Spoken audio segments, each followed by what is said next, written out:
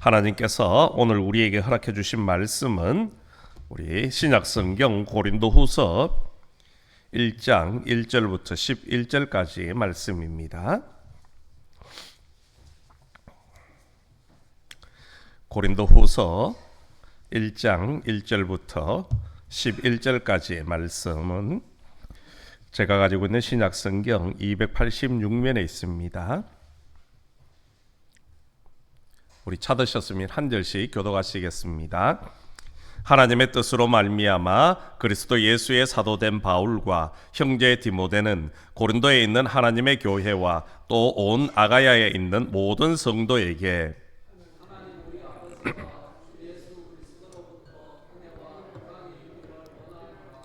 찬송하리로다. 그는 우리 주 예수 그리스도의 하나님이시요 자비의 아버지시요 모든 위로의 하나님이시며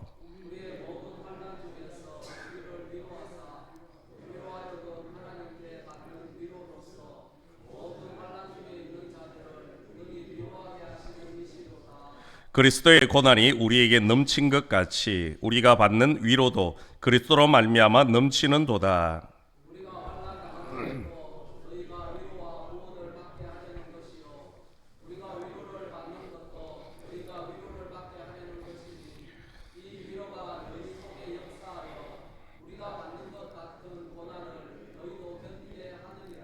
너희를 위한 우리의 소망이 견고함은 너희가 고난에 참여하는 자가 된 것 같이 위로에도 그러할 줄을 알미라.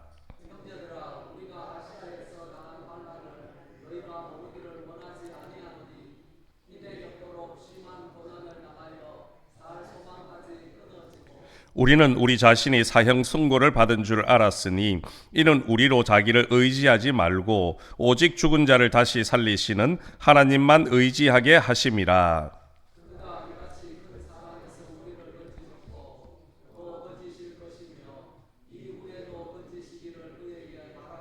함께 읽겠습니다. 너희도 우리를 위하여 간구함으로 도우라. 이는 우리가 많은 사람의 기도로 얻은 은사로 말미암아 많은 사람이 우리를 위하여 감사하게 하려 함이라. 아멘.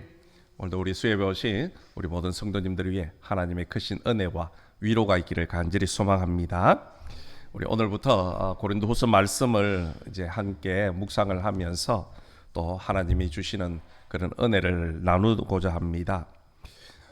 우리가 고린도후서 하면 쉽게 고린도 교회에 보낸 두 번째 편지라 그렇게 생각하기 쉽습니다. 왜냐하면 고린도전서가 있기 때문에 고린도전서는 첫 번째 편지고 고린도후서는 바울이 고린도 교회에 보낸 두 번째 편지라 생각하기 쉬운데요. 실상은 그렇지가 않다라는 겁니다. 바울이 고린도 교회에 보낸 고린도후서는 네 번째 편지입니다. 이것을 우리가 좀 알기 위해서는 고린도 상황 또 고린도 교회가 세워지는 그 상황들을 조금 살펴보아야 되는데요. 바울은 2차 전도 여행 당시였던 AD 51년경에 이제 고린도 지역에서 복음을 전하며 이제 교회를 세우지 않습니까? 그것이 바로 고린도 교회입니다. 그리고 그곳에서 1년 6개월 동안 머물면서 드론노 서원이라는 곳에서 복음을 전하며 믿음으로 성경을 가르쳤습니다. 그리고 AD 52년경에 다시금 안디옥으로 바울이 돌아옵니다. 그리고 53년경에 3차 전도 여행을 떠나지 않습니까? 그러면서 53년부터 55년도까지 이제 에베소라는 그 지역에 머물면서 전도 사역을 하고 있지요.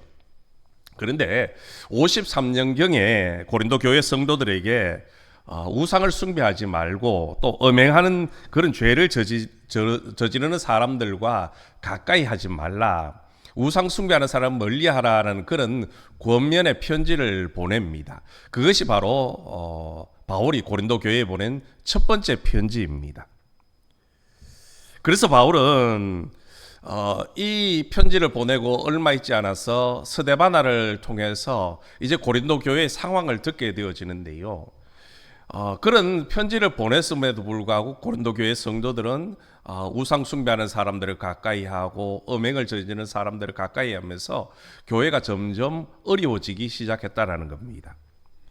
그래서 바울은 55년경에 그 문제들에 대한 답변을 이제 다시금 편지로 보내는데요. 그것이 바로 고린도 전서의 내용입니다. 그래서 우리 고린도 전서를 이미 살펴보았지만 거기 보면 우상에 관한 논란들이 참 많이 일어납니다. 우상에게 바쳐줬던 음식을 먹어야 되느냐, 먹지 말아야 되느냐, 그런 문제, 그리고 또 음행에 대한 문제, 여러 가지 문제들을 다루고 있지요.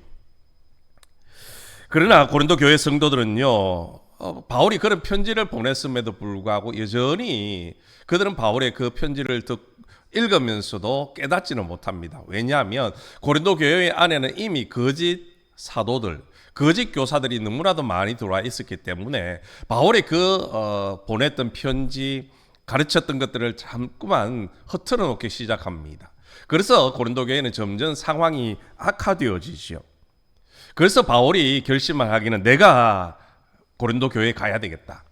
내가 가서 그 성도들을 믿음으로 말씀으로 바로 세워야 되겠다. 그러면서 고린도 교회를 다시금 2차를 방문을 합니다. 그런데 갔지만 고린도 교회 성도들이 바울을 배척하는 겁니다. 필요 없다. 가라.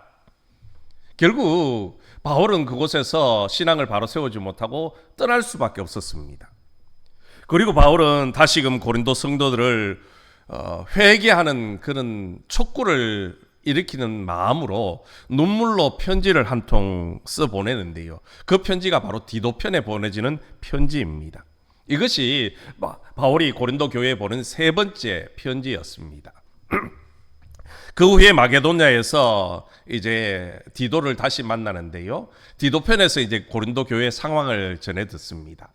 어떤 소식이었냐면 고린도 교회 성도들이 이번에 보내줬던 그 편지를 읽고 많은 성도들이 회개하고 하나님 앞에, 주님 앞에 다시 돌아오게 되었다라는 그런 소식이었습니다. 그 소식을 듣고 나니까 바울이 얼마나 기쁜지, 그러면서 바로 고린도 교회 성도들에게 다시금 기쁨의 마음을, 위로와 격려의 마음을 담아서 다시금 편지를 보낸 네 번째 편지가 바로 오늘 우리가 읽고 있는 고린도 후서의 내용들입니다. 고린도 후서는 바울이 네 번째 편지를 쓰고 세 번의 방문을 하기까지 고린도 교회와의 힘겨운 여정에서 자신의 속마음을요, 여과 없이 그대로 털어놓고 있는 서신서입니다. 어떻게 보면 다른 바울 서신에 비해서 바울의 속마음을 온전하게 드러내는 곳이 바로 고린도 후서라는 것이요. 그래서 고린도 후서 전반부에는 고린도 교회와의 관계가 회복된 그런 바울의 기쁨, 위로, 이런 것들이 많이 드러나고 있습니다. 그러면서 바울은 고린도 후서를 기록하면서 꼭 다뤄야 될 문제점이 두 가지가 있었습니다. 왜냐하면 고린도 교회 성도들 사이에는 바울에 대한 오해를 하고 있는 내용들이 너무나도 많았기 때문이죠. 그 중에 특별히 반드시 해결해야 될 문제는 두 가지였습니다. 첫 번째는 뭐냐면 그 당시에 예루살렘 교회, 초대 예루살렘 교회에 기근이 생기면서 참 힘들고 어려웠습니다. 그래서 구제 헌금, 그것을 사도 바울이 요청을 했지 않습니까? 그런데 고린도 교회 성도들은 그것에 대해서 오해를 했다는 겁니다. 바울이 돈에 욕심이 많은 사람이구나. 이 헌금 걷어서 자기가 호주머니 넣지는 않는다 하는 그런 오해를 가지고 있었다는 것이요. 그 문제를 해결하기 위해서 고린도 후서에 그런 내용을 다루고 있다는 겁니다. 또 다른 하나는 바로 거짓 사도, 거짓 교사들의 그런 문제를 어떻게 해결할 것인가. 그것에 대해서 다루고 있다라는 것이요. 이제 오늘부터 본문을 차근차근 우리가 읽으면서 사도 바울의 그 지혜와 하나님의 인도하심을 다시금 배우고 또 큰 은혜를 받는 그런 시간이 되면 좋겠습니다.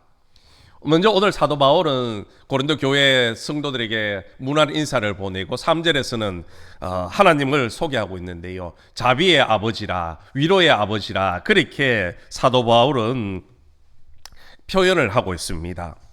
그렇다면 이런 찬송을 드리고 하나님을 그렇게 고백하는 바울의 당시 상황이 과연 어떤 상황이었습니까?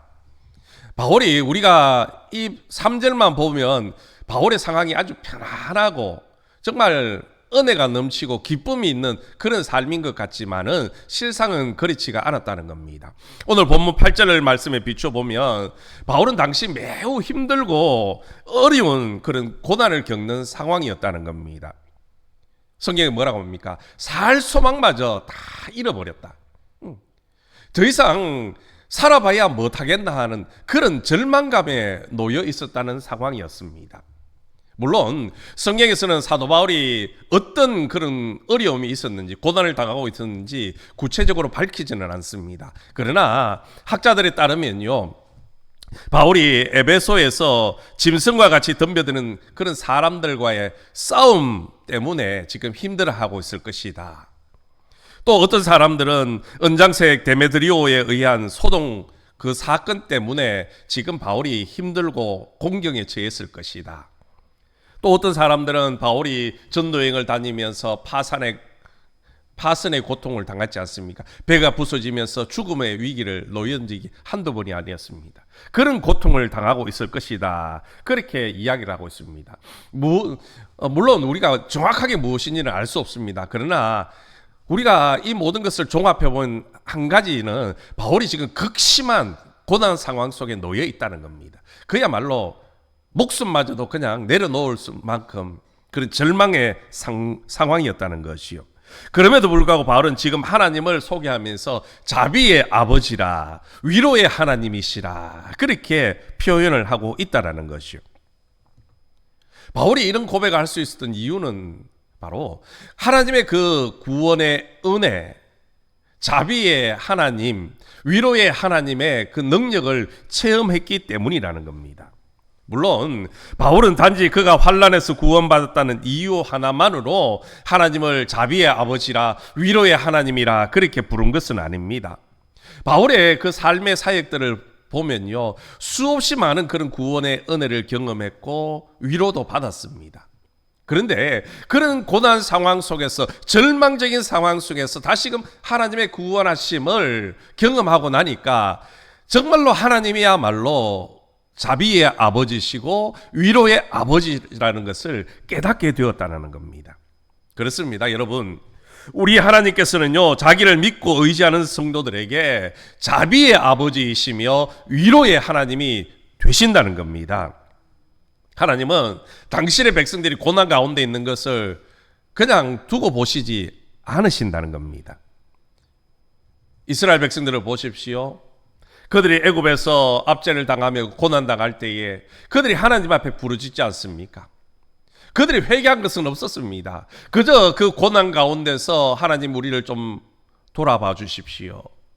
우리에게 긍휼을 베풀어 주십시오. 그 부르짖음에 하나님은요, 응답해 주시는 겁니다. 그래서 애굽의 그 바로 왕의 압제로부터 이스라엘 백성들을 구원해 주셨다는 겁니다.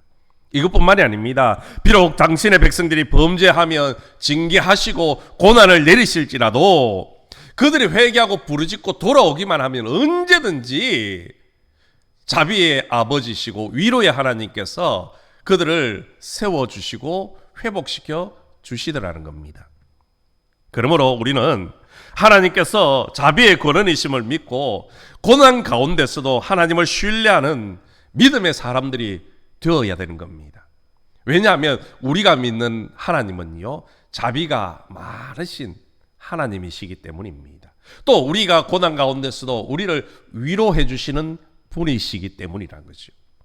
그런데 여러분, 왜 하나님께서는 믿는 사람들에게 이런 고난을 허락하시는 것입니까? 도대체 무엇 때문에 당신의 백성들이 그런 고난 가운데서 허덕이고 고난 가운데서 아파하고 사도 바울처럼 살 소망을 잃는 그런 절망의 상황으로 몰아넣느냐는 겁니다. 거기에는요, 이유가 있다라는 겁니다. 오늘 사도 바울도 자기가 그런 고난을 당한 이유를 분명하게 밝히고 있습니다. 첫 번째 그 고난에 당하는 이유는 바로 내가 당한 그 고난을 통하여서 고난을 당하고 있는 다른 사람들을 위로하기 위함이라는 겁니다. 오늘 본문 4절은 이렇게 말씀합니다. 우리의 모든 환난 중에서 우리를 위로하사 우리로 하여금 하나님께 받는 위로로서 모든 환난 중에 있는 자들을 능히 위로하게 하시는 이시로다. 아멘. 바울은 자기가 고난을 당하고 그 고난 가운데 하나님의 은혜, 하나님의 위로하심, 또 자비의 아버지의 그 능력을 체험하고 나니까 그런 동일한 고난을 당하는 사람들에게 다가가서 그들을 위로할 수 있고 그들에게 새 힘을 북돋을 수 있는 그런 삶이 되어졌다라는 겁니다. 여러분, 자신의 아픈 경험을 통해서 다른 사람의 아픔을 이해할 수 있더라는 것이요. 자신이 당한 고통이 크면 클수록요, 다른 사람의 고통도 더 크게 느껴지는 겁니다. 흔히들 아픈 사람 마음은요, 아파본 사람이 안다고 하지 않습니까? 그지요? 저도 지난달에 갑자기 좀 목에 디스크 증세가 나타나가지고요, 참 힘들었었습니다. 한 2주 동안 목을 이렇게 들 수가 없고 누워도 통증이 있어서 잠을 제대로 못 자는 적이 참 많았었습니다. 그러면서 제가 신방을 하면서 우리 어른들 살펴보면 허리가 아프다. 제가 당해보니까요, 그 아픔이 왜 밤에 잠을 못 주무시는지 알게 되더라는 겁니다. 여러분, 그렇습니다. 내가 고통을 당해보면요, 상대방의 고통당하는 사람 마음을 알 수 있고요, 위로해 줄 수 있는 겁니다. 그러나 내가 그런 고통을 당하지 않으면요, 물론 위로의 말은 전할 수 있지만은 그에게 그 말에는요, 진심이 담기지 않는 겁니다. 그저 위로는 할 수 있겠지만 그 마음까지는 알 수 없다라는 것이요. 여러분, 그런데 여기서 우리는 또 한 가지 의문이 듭니다. 왜 하나님께서는 이런 고난을 우리에게 한 번만이 아니라 일평생을 살아가면서 수없이 많은 고난들을 그렇게 겪게 하시느냐는 겁니다. 다른 사람에게 위로를 한번 해줄 수 있도록 하기 위함이라면 내게 한 번의 고난으로 그것으로도 끝이 나면 좋을 텐데 그렇지 않다라는 것이요. 무엇 때문일까요? 고난과 위로의 관계를 살펴보면 우리는 조금 이해를 할 수 있습니다. 고난을 전혀 모르는 사람은요, 고난의 아픔과 고통을 당연히 알지 못합니다. 그리고 고난을 지켜보기만 한 사람은요, 그 고난의 깊이를, 고통을 알 수는 없습니다. 또 과거에 그 아픔을, 고난을 겪어본 사람은요, 이제 시간이 지나면서 그 고통, 아픔이요, 조금 둔감해지는 겁니다. 그러다 보니까 지금 아픈 사람을 만나보면요, 썩 마음에 와닿지는 않는다는 것이요. 진실함으로 그렇게 위로가 되지 않더라는 겁니다. 그래서 지금 내가 고통을 당하고 최근에 그런 아픔을 당해보면 그런 고통을 당하고 아픔을 당한 사람을요, 간절함으로, 진실함으로 위로해주게 되어지는 겁니다. 오늘 저와 여러분도 하나님께서 우리에게 고난을 주시는 것 원망하기보다는 이 고난을 통해서 하나님의 뜻을 알게 하시는구나. 또 이 고난을 통해서 내 옆에 있는 성도들이, 이웃들이 고난당하고 아플 때에 위로하기 위함이시구나. 그렇게 믿고 깨달으시기를 간절히 소망합니다. 특별히 오늘 사도 바울은 우리에게 고난이 넘칠수록 위로 또한 더 넘친다, 그렇게 말씀을 하고 있습니다. 5절 말씀해 보십시오. 그리스도의 고난이 우리에게 넘친 것 같이 우리가 받는 위로도 그리스도로 말미암아 넘치는 도다. 아멘. 여러분, 신앙이라는 것은요, 참 신비롭습니다. 또 흔히들 신앙은요, 역설적이라 그러지 않습니까? 그렇지요? 내가 손해보면 하나님께서는 손해본 것보다 더 많은 것으로 채워주시는 것이 우리 하나님이시라는 것이요. 사도 바울은 이미 로마서에서 이런 말씀을 합니다. 로마서 5장 20절에 보면 죄가 많은 곳에 은혜가 넘친다. 이상하지 않습니까? 그렇지요? 죄가 많으면 하나님의 형벌이, 하나님의 징계가 더 많아야 되는데 오히려 하나님의 은혜가 더 넘친다라고 이야기하고 있습니다. 이뿐만이 아닙니다. 고난이 심하면 고통이 심해야 하는데 오히려 하나님의 위로가 넘친다라고 말씀을 하고 있다라는 겁니다. 참 아이러니하지 않습니까? 그러나 이것이 주님이 우리에게 주시는 약속이라는 겁니다. 주님은 고난받는 성도들을 고아처럼 버려두시는 분이 아니시기 때문이라는 것이요. 자식에 대한 어머니의 사랑 얼마나 크고 깊습니까? 그러나 이 사랑도요, 우리를 향하신 주님의 사랑과는 비교할 수가 없더라는 겁니다. 이사야 선지자는 이렇게 말씀합니다. 젖먹이는 어미가 자식을 잊을지언정 하나님은 우리를 잊지 않으신다. 부모는 자식을 깜빡 잊을 수 있지만은 하나님은 절대로 잊지 않으신다는 겁니다. 이처럼 우리를 향하신 그 하나님의 사랑, 주님의 사랑은요, 크고 놀랍다라는 겁니다. 그래서 이사야 선지자는 이사야 43장에서 이런 말씀합니다. 우리가 물 가운데로 지날 때에도 우리와 함께 할 것이며 강을 건널 때에도 물이 우리를 침몰하지 못하게 한다. 그렇게 우리를 안전하게 지켜주신다는 겁니다. 그렇습니다. 주님은 고난받는 성도들을 지키며 위로하시는 분이십니다. 또 그들을 안전하게 사랑으로 구원해 주시는 자비의 아버지시라는 겁니다. 다니엘의 세 친구들을 보십시오. 그들은 믿음을 지키려다가요, 큰 고난을 직면하게 됩니다. 어떤 직면이었습니까? 풀무불에 던져질 그런 위기에 놓였습니다. 그 뜨거운 풀무불에 던져진다는 것은 곧 죽음을 의미하는 겁니다. 그러나 다니엘의 그 세 친구들은요, 끝까지 믿음을 붙들었습니다. 비록 그 믿음 지키다가 풀무불 속에 7배나 더 뜨거운 그 불구덩이 속에 던져졌지만 그들은요, 머리털 하나 상하지 않고 걸린 냄새조차 나지 않고 안전하게 그 풀무불 속에서 나오는 것을 보게 되어졌지 않습니까? 우리 주님의 위로가 이와 같다라는 겁니다. 신앙으로 인한 고난이 넘칠수록 위로는 더욱더 넘쳐날 수밖에 없습니다. 그러므로 우리 삶 가운데 찾아오는 그 고난을 두려워하지 마십시오. 또 인간적인 방법으로 그 고난을 해결해 보겠다라는 그런 마음을 가지지 마십시오. 그 고난 속에 그보다 더 큰 위로가 있음을 믿으시기를 바랍니다. 우리의 하나님은 자비의 아버지이시고 위로의 하나님이십니다. 고난 속에서도 우리를 지켜주시고 또 그 고난 속에서도 오히려 은혜를 베풀어 주셔서 우리의 삶 가운데 위로가 넘치도록, 기쁨이 넘치도록 바꾸실 수 있는 능력의 하나님이시라는 겁니다. 저와 여러분 가운데 혹 고난 당하고 계신 분 계십니까? 그 고난 속에서 낙심하지 마시고 이 고난 속에서 하나님이 주시는 위로와 은혜를 풍성히 누리시기를 바랍니다. 그리고 그 은혜를 가지고 내 이웃 가운데, 내가 이 성도들 가운데 힘들고 어려운 사람들이 있다면 찾아가셔서 위로하시고 또 자비의 하나님, 위로의 하나님을 전하는 저와 여러분 되기를 간절히 소망합니다. 두 번째로 하나님께서 우리에게 고난을 주시는 이유는요, 바로 고난을 통해서 하나님을 더욱 의지하도록 하기 위함이라는 겁니다.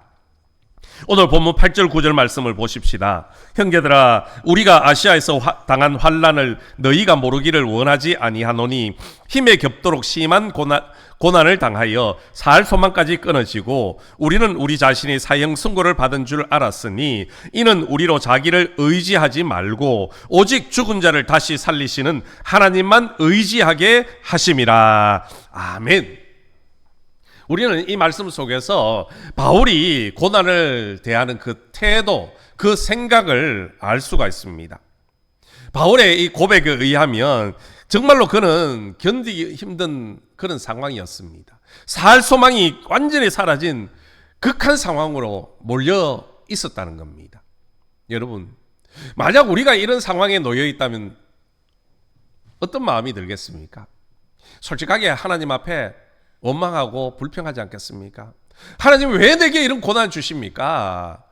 왜 막다른 골목으로 왜 낭떠러지로 나를 자꾸만 내모십니까? 분명하게 그렇게 원망할 것입니다. 그러나 오늘 사도 바울은 뭐라고 합니까? 하나님이 우리에게 그런 고난을 주시는 이유는 그것이 아니라는 겁니다. 하나님께서 우리에게 고난을 주고 정말로 삶의 막다른 골목으로 그렇게 몰아가시는 데에는요, 이유가, 목적이 있다라는 것이요. 오늘 사도 바울은 뭐라고 고백합니까? 10절에 보면 우리로 자기를 의지하지 말고 오직 죽은 자를 다시 살리시는 하나님만 의지하게 하심이라. 아멘. 하나님만 의지하게 하도록 하기 위해서 우리 고난을 허락하신다는 겁니다. 우리 삶 가운데 막다른 골목으로 낭떠러지로 그렇게 몰아가신다는 것이요. 하나님을 의지한다는 것이 무엇입니까? 내가 가지고 있는 그것 내가 전혀 의존하지 않겠다는 겁니다. 내가 가진 능력, 내가 가지고 있는 물질, 지혜, 지식, 그런 것 내가 전혀 의지하지 않겠다. 그런 것이 바로 하나님만 의지하겠다라는 것입니다. 사람들은 하는 일마다 잘 되거나 혹은 자기의 능력이 뛰어나다고 생각되면요, 사람들은 하나님보다는 자기를 더 의지하기 마련입니다. 흔히들 힘 있는 사람은 뭘 합니까? 하나님 믿느니 내 주먹을 믿는다 그러지 않습니까? 그렇죠? 돈 많은 사람은 뭐라 합니까? 하나님 믿느니 내 돈 의지한다 그럽니다. 그렇죠? 이게 사람입니다. 그렇게 볼 때요, 사도 바울은 스스로 자랑하고 의지할 것들이 너무나도 많은 사람이었습니다. 학문적으로나 신분으로나 혈통으로나 능력에서요, 모든 것이 뛰어난 사람이었습니다. 그래서 하나님께서는 사도 바울로 하여금 오직 하나님만 의지하도록 하기 위해서 자꾸만 고난으로 막다른 길로 낭떠러지로 몰아가시는 겁니다. 무엇 때문에요? 하나님만 의지하기 위해서.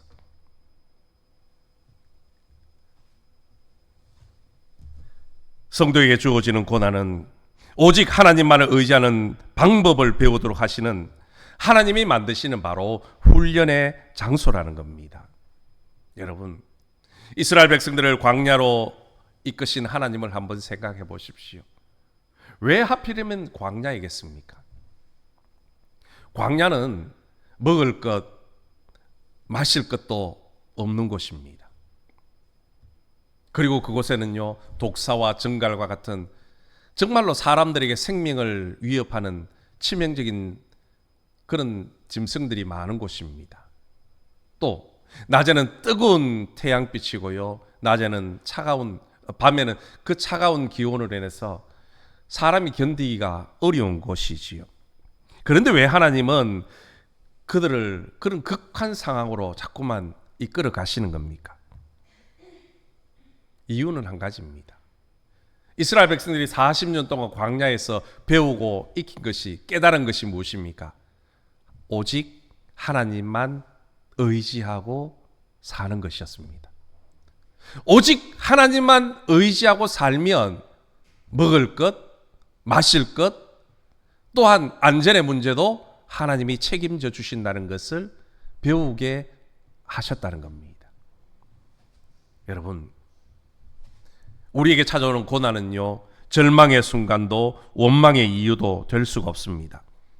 하나님을 모르는 사람이야 당연히 고난이 찾아오고 어려움이 찾아오면 불평하고 원망하겠지만, 우리 성도들은 오히려 환난 중에서도 기뻐하고 즐거워할 줄 알아야 되는 겁니다.